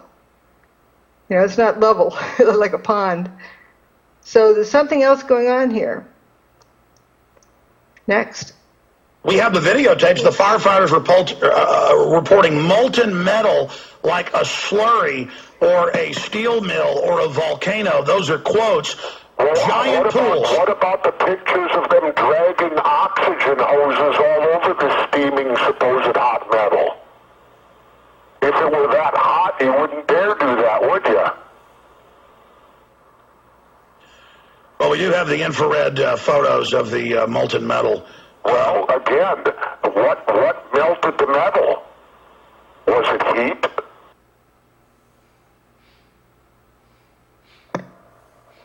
Right. We see this oxy-fuel hose draped over the pile with these guys, at the end of a hose with a cutting torch. That cannot be that hot there. That's suicide to drag a hose over a hot pile. All right, 106. The top left picture is that satellite image that's often referred to. Let's look at location E. That's right in front of Building 3, or the remains of Building 3. And you can see that in the top right-hand picture. Looks like it's in a lake. In the bottom two pictures, you can see the dashed box around the fellow, and that arrow points to a little strap hanging down. You can locate those in the right-hand picture. So you know that guy is wading in knee-deep water in front of Building 3. He doesn't look like a boiled chicken. So that water can't be very hot. Next. And here's West Broadway. Notice the trees, nice bushy green leaves. They're not burnt, just the cars. What was it about the cars? Well, I noticed patterns, and the cars are up on rubber tires. If there's something in the air that builds up a charge in the cars cannot discharge if they're not grounded. That's a possibility. The signposts, the traffic lights are not toasted. Next, we're in 108. Now, this is an example of apparent spontaneous combustion. You see that bright flash, and we'll see it in slow motion, too. It's just something lights up. What's burning if it was burning? It's not hot.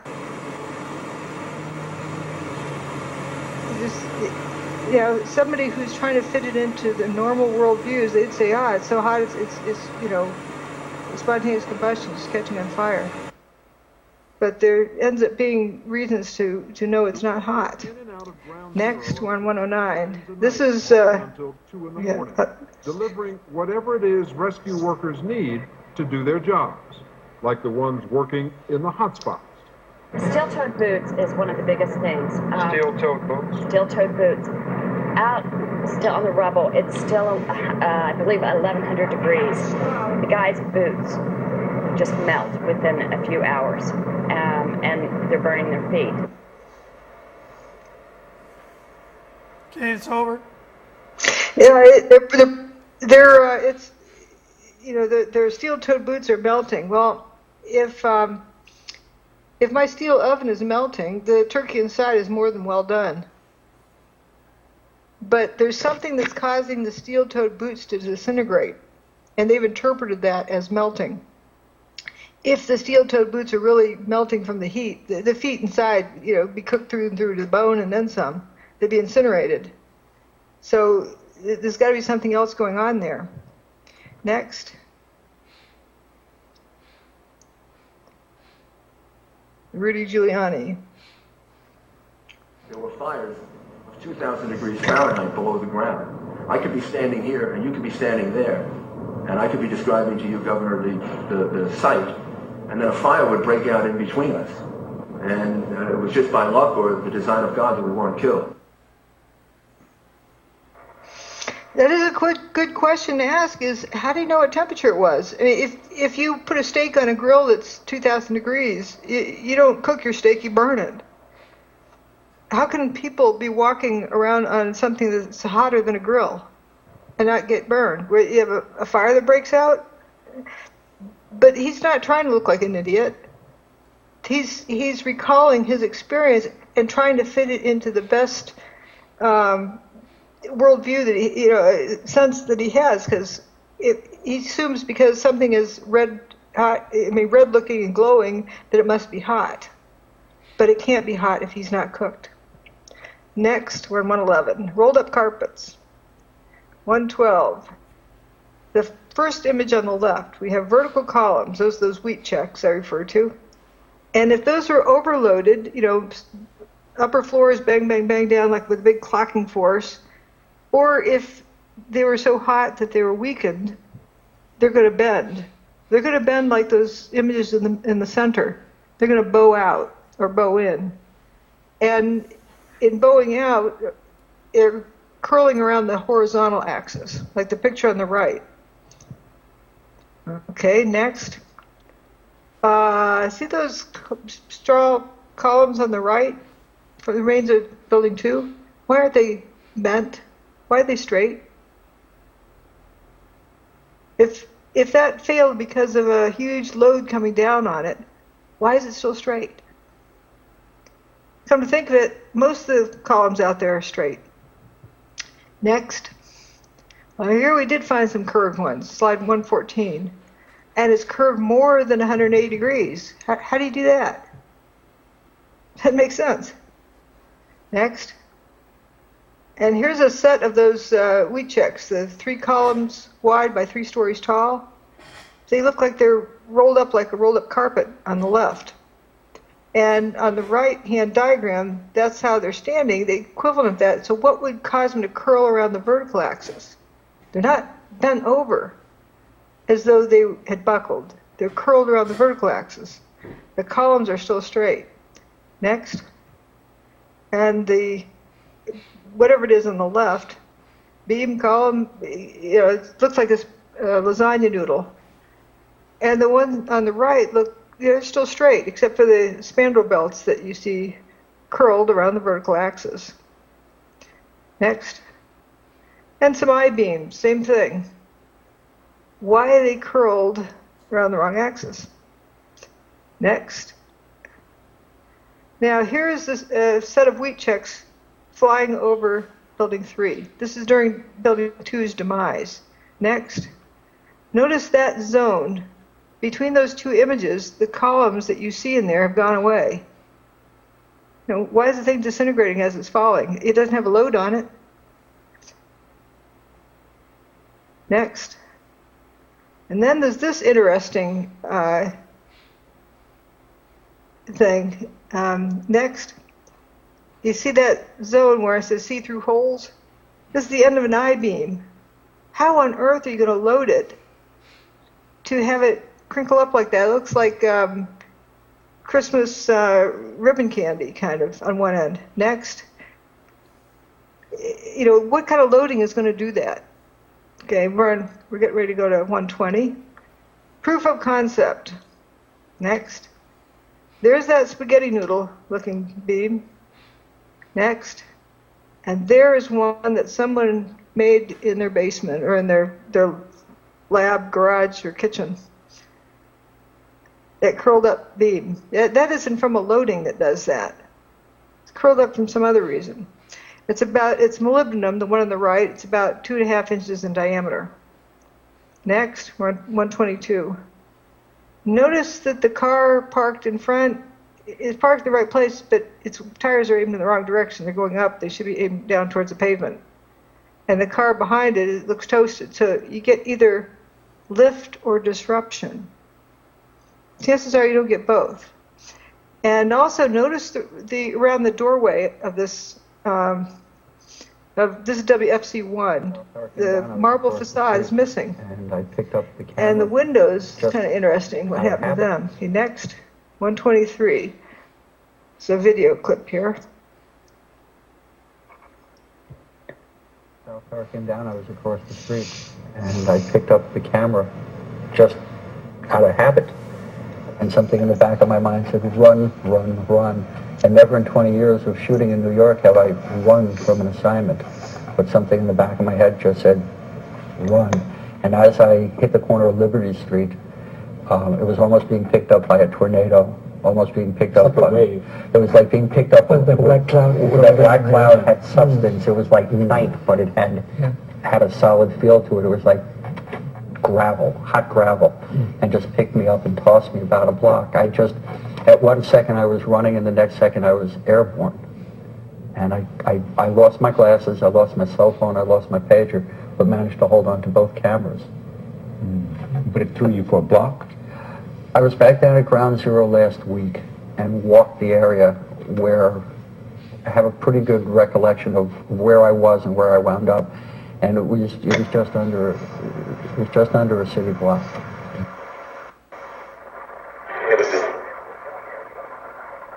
And it was this blast of warm air. It wasn't hot. It was warm.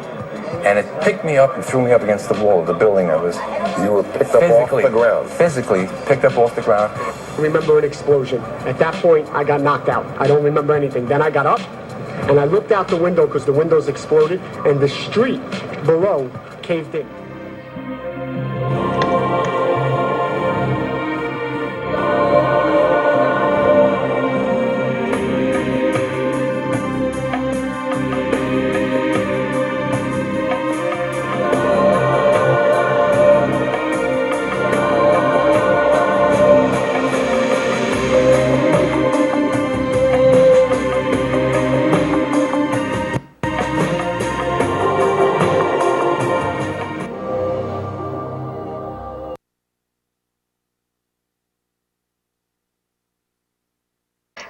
This is someone doing an experiment levitating water.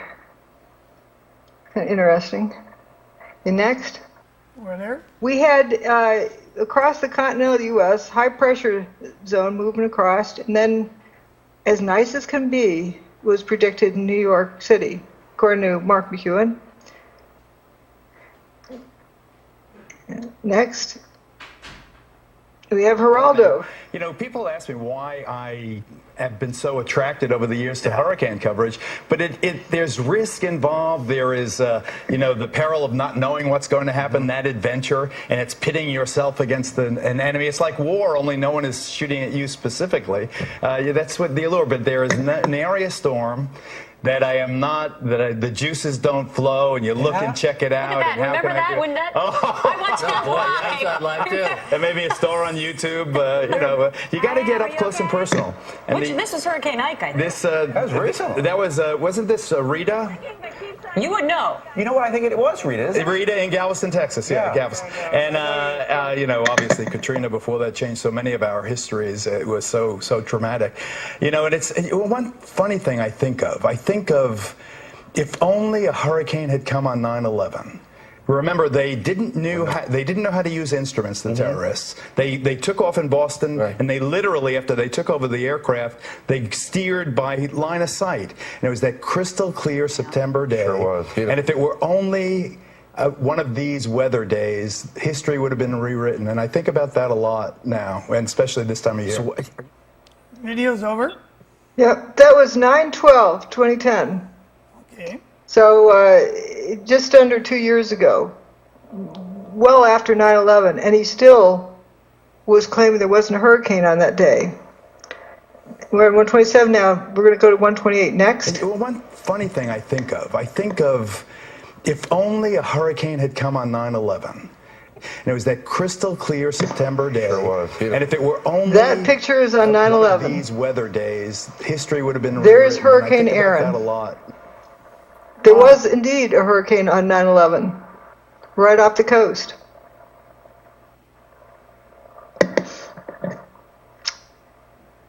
Let's see. Next. And for 4 days straight, it was aiming right towards New York City. And on 8 a.m., on 9/11, it's like it pulled up to a chalk line, you know, got bigger, and then it turned around, packed up, and headed out of town.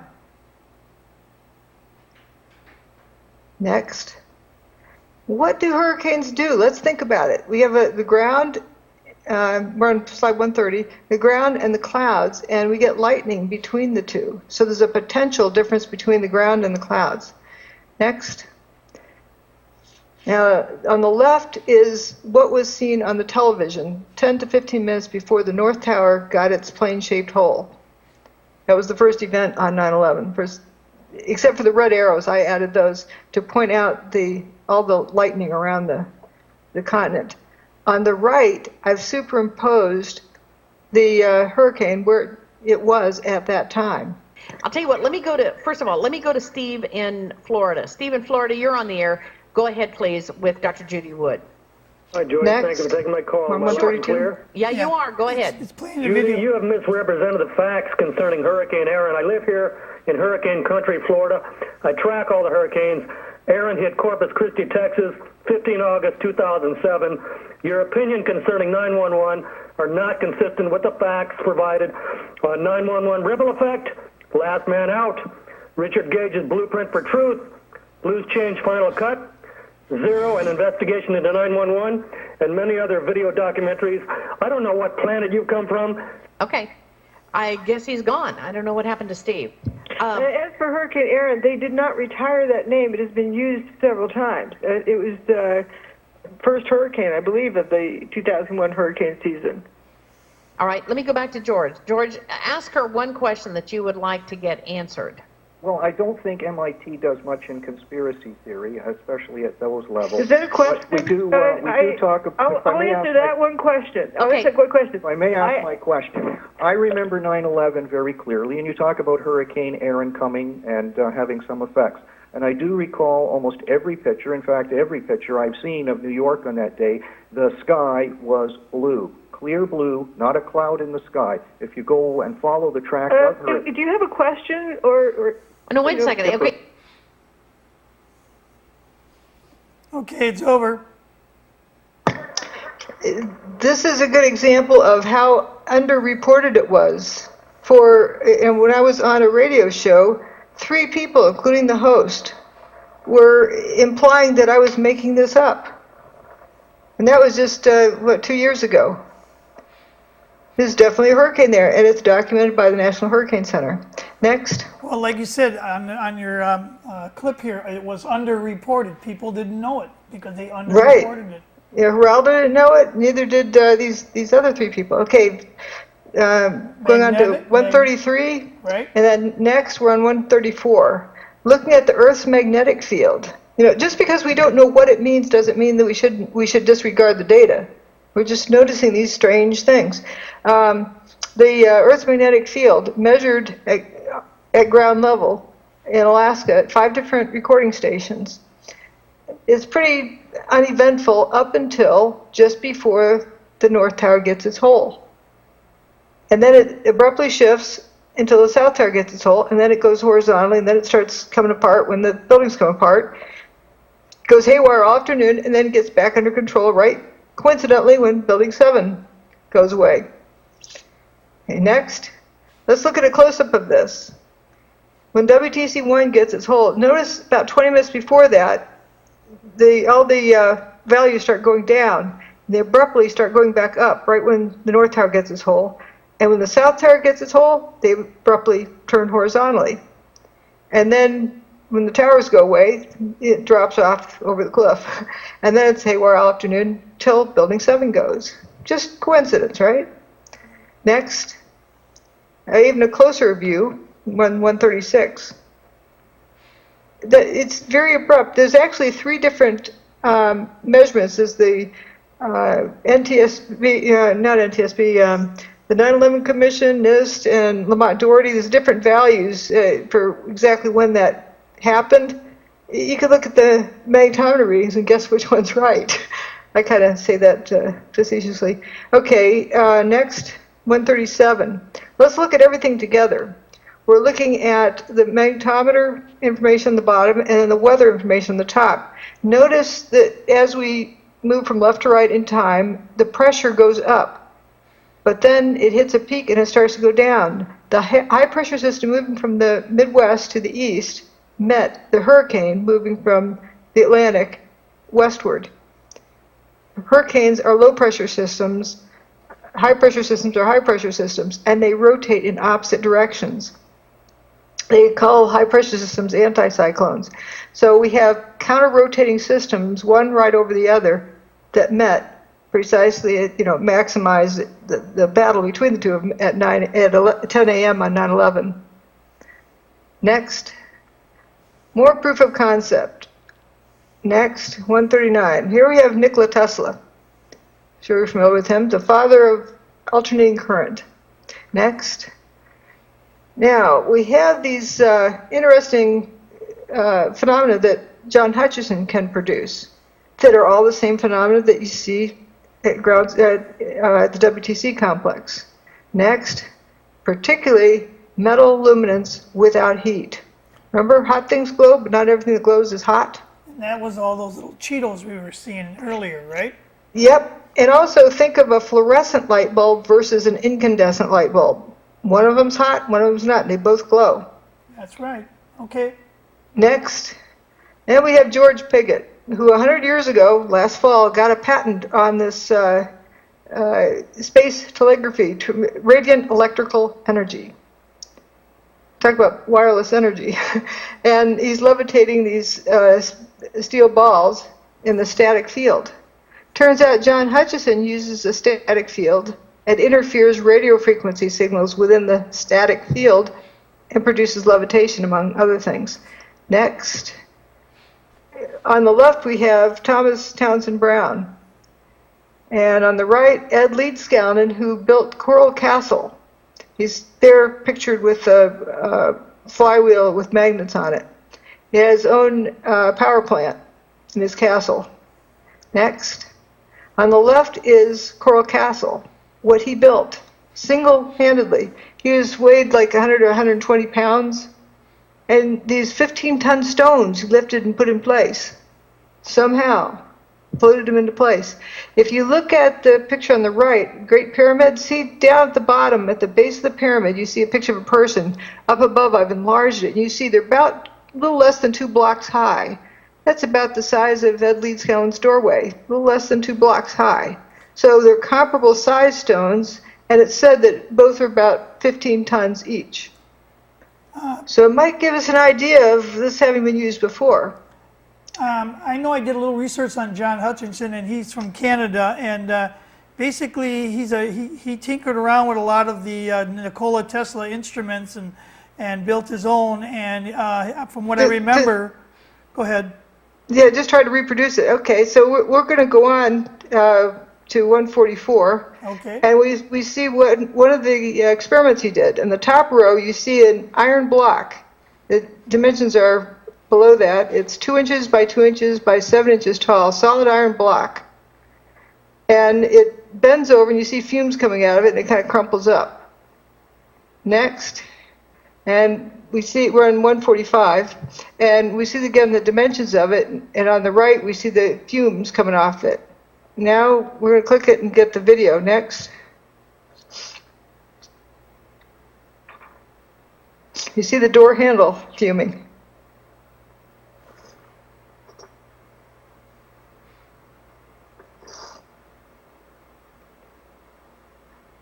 Iron block fuming away.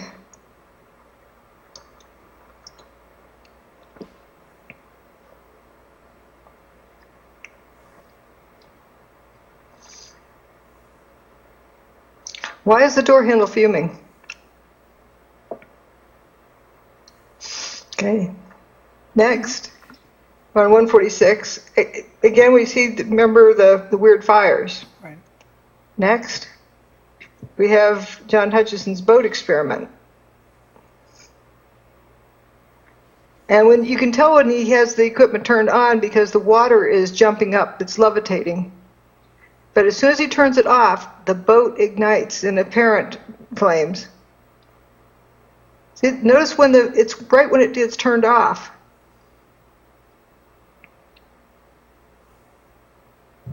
And the cars that were lighting up was right after, just immediately after the towers went poof.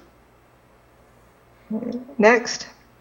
And we have the two top images, the crinkled beam and then the more than 180 degree curled beam from the World Trade Center. And down below we have two of John Hutchison's samples, curled without any creases or wrinkles or heat marks.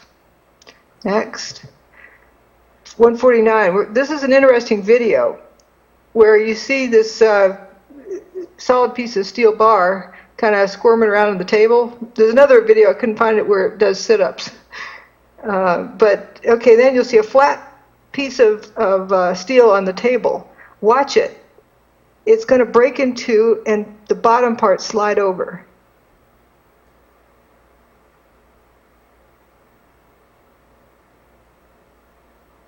Okay, it's over. Okay, next.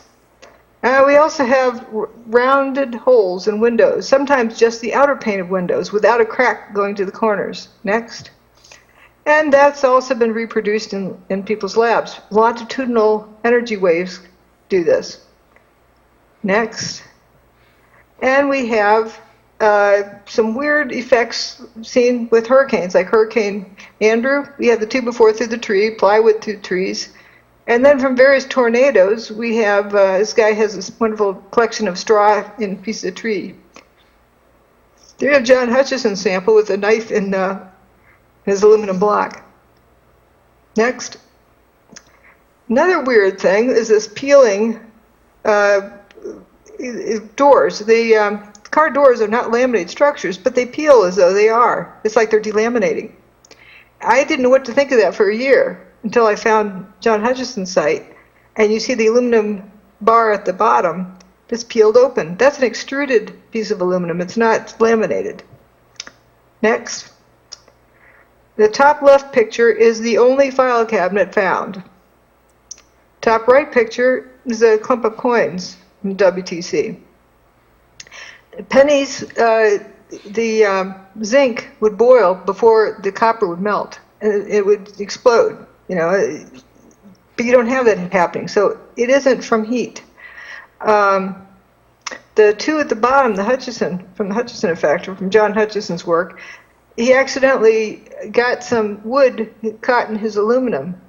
Now, if you melted aluminum, the wood would have burned up at the temperature at which aluminum melts. So some other process than conventional heat that is melting the aluminum around it. Next. The top left picture are cylindrical cutouts in Building 6 that are empty in the bottom. The other pictures are from John Hutchison's work. It's a solid aluminum bar. This happens to have a hole in it. It's as though there's along a line at a particular radial distance, everything around that line, it turns to dust. Next. And we have a comparison between hurricanes, tornadoes, and a Tesla coil. They all create field effects. You know, people say they can feel a storm coming. They feel the electrical energy ahead of the storm. Birds know to head for cover. They don't get caught in a storm. Next. This is a tornado that comes from the ground up. Look above you, right here. Look at that. Oh my God. Holy smoke. Further shot. Shoot. I'm shooting. Good. Dude, look at the funnel.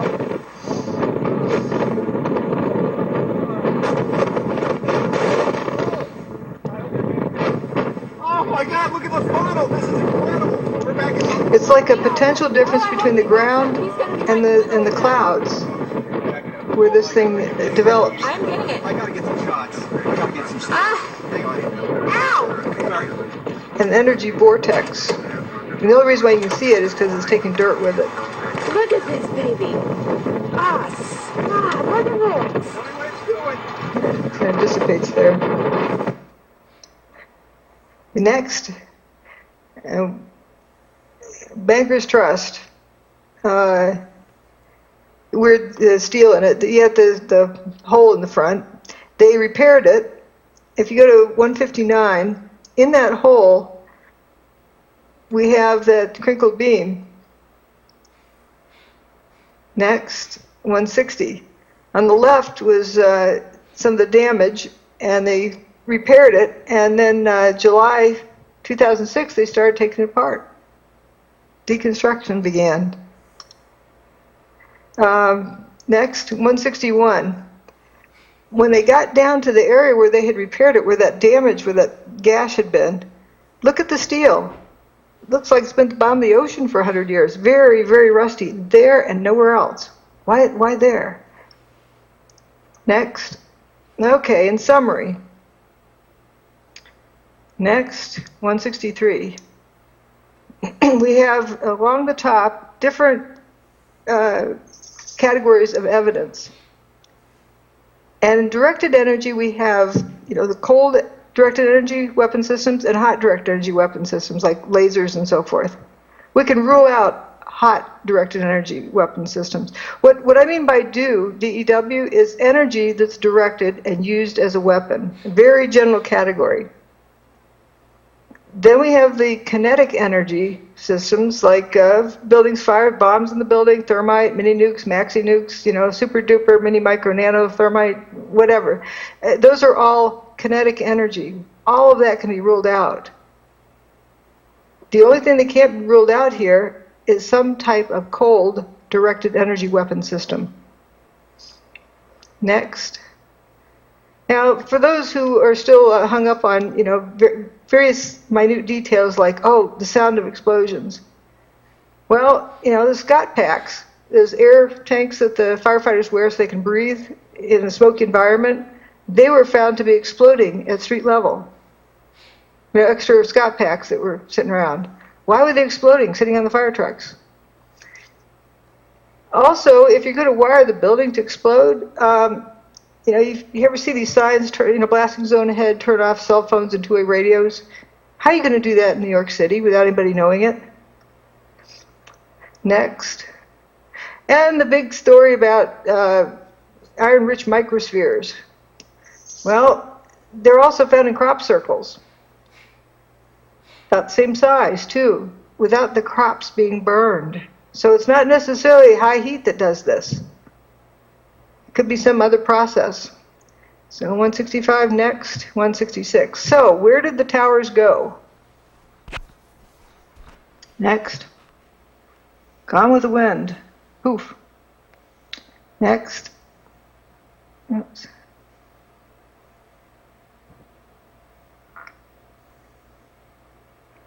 This is evidence of some sort of directed free energy technology that exists.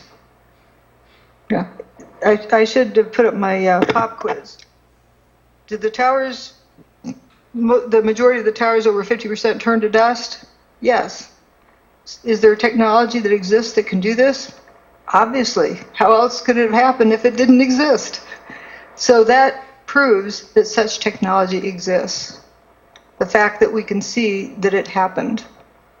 And that is a very important thing to know.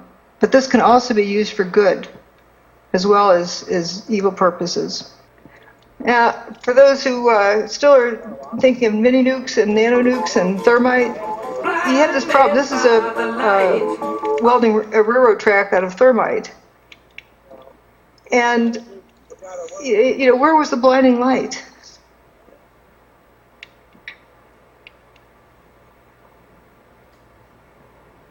No one saw a blinding light like that in Manhattan. Okay, next. Oops. And, again, look at those buildings. Does that look like a building collapsing or buildings turning to dust? Next. And that's the end. Okay. And we're going to end our show here, and I want to thank Dr. Judy Wood very much for being on the show. Great. All right. Thank you. Thank you very much. Thank you very much for caring about this information. I'm sick and tired of hearing things from uptight, short-sighted, narrow-minded hypocritics. All I want is the truth. Just give true. I've had enough of reading